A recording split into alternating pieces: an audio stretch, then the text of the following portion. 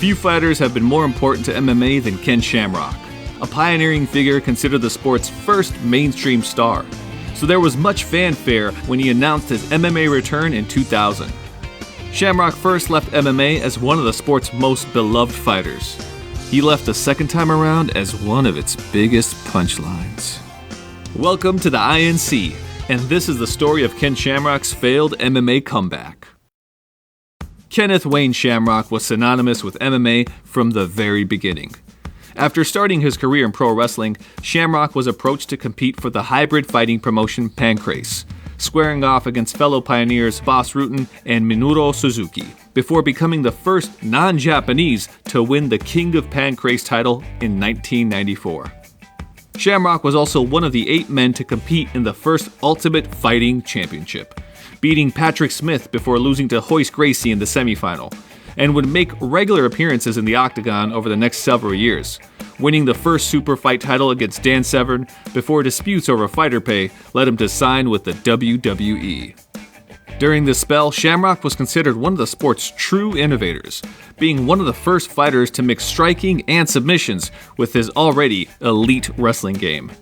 He would later be the brains behind the infamous Lion's Den, the first MMA super gym, which fathered the careers of Guy Mesger, Jerry Bolander, as well as his brother Frank. By 1999, Shamrock had grown disillusioned with pro wrestling and harbored a return to MMA. While the sport had evolved in his absence, Shamrock still believed he had the skill to contend with the elite, and curious eyes were drawn to Japan, where he made his much anticipated return in 2000. Shamrock made his MMA return competing for Pride Fighting Championships, beating Alexander Otsuka before successive losses to Don Frye and Kazuyuki Fujita. The latter proved especially bizarre, as Shamrock asked his corner to throw in the towel on a fight he was winning due to believing he was having a heart attack. Although Shamrock's comeback got off to a rocky start, his WWE run carried a lot of star power in America, and that alone set the stage for an unlikely octagon return. In his time away from the sport, Shamrock developed a feud with UFC light heavyweight champion Tito Ortiz, who'd claimed wins over a number of Shamrock's teammates and nearly came to blows with Shamrock after his victory over Guy Mesger. By 2002, the UFC's new owners, Zuffa, were looking for a marquee fight to turn around the company's fortunes and agreed to pay Shamrock a record fee for a long-awaited grudge match with Ortiz. News of Shamrock and Ortiz sparked interest in MMA not seen since the early 90s, with several media outlets breaking their curfews on the sport to cover the match, Shamrock playing his part with some pro wrestling trash talk building up to the bout. I hope to God you come ready, because if you don't, I'm going to beat you into the living death.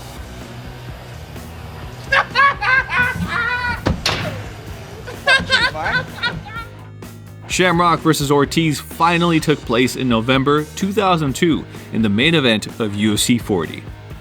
Although Shamrock started strongly, rocking Ortiz early in the fight, he had no answer to the champion's wrestling game, failing to mount any defense to Ortiz's ground and pound before his corner chose to throw in the towel prior to the start of the 4th round.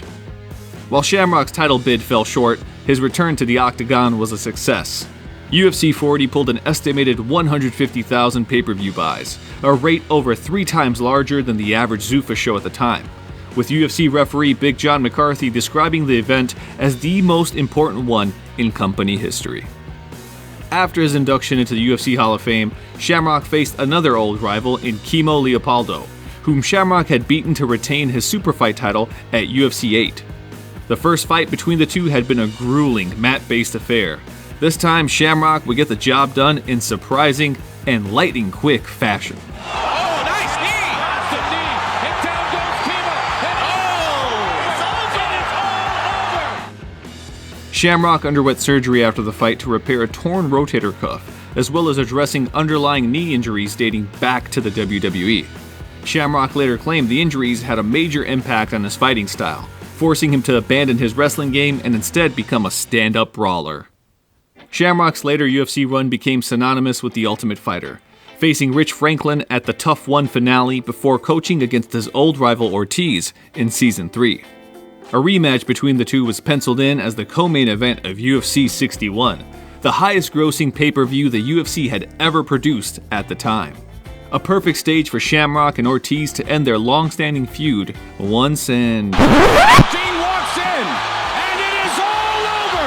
I'm not sure why Herb stepped in that early.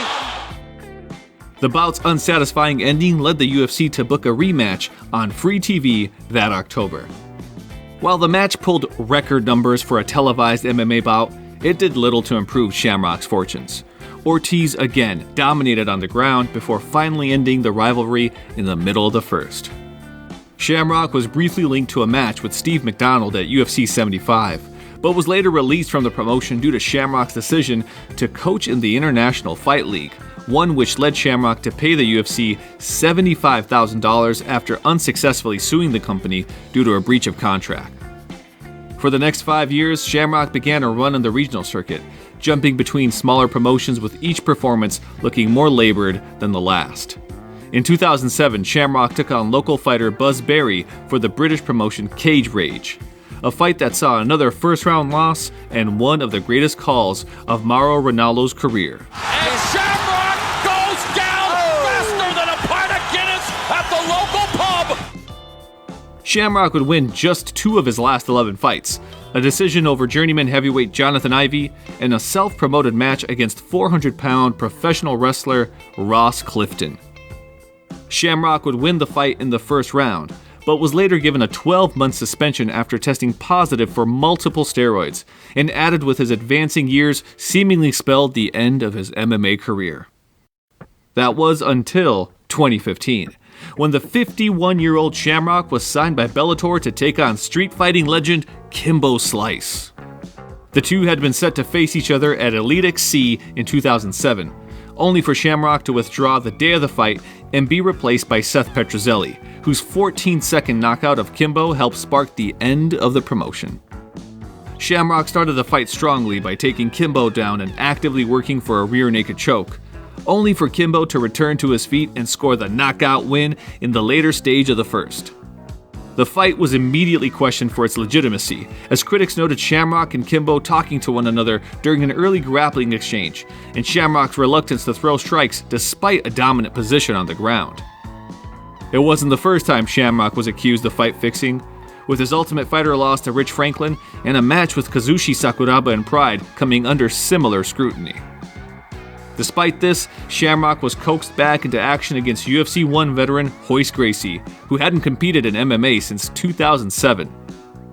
A fight billed as 23 years in the making looked more like a brawl in a retirement home, until Gracie landed a low knee that immobilized Shamrock enough to claim the win, with an irate Shamrock immediately protesting after suggesting Gracie intentionally kneed him in the groin.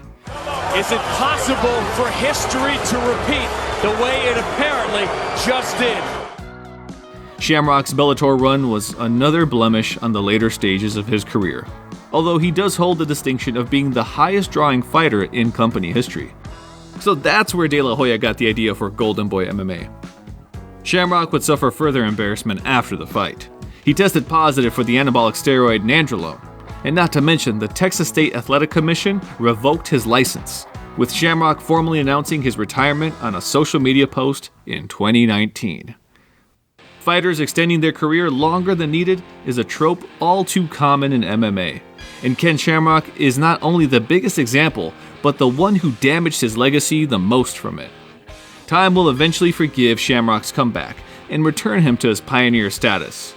Just make sure he doesn't do that match with Frank he's been teasing for the past decade. This is the INC, and thank you for watching.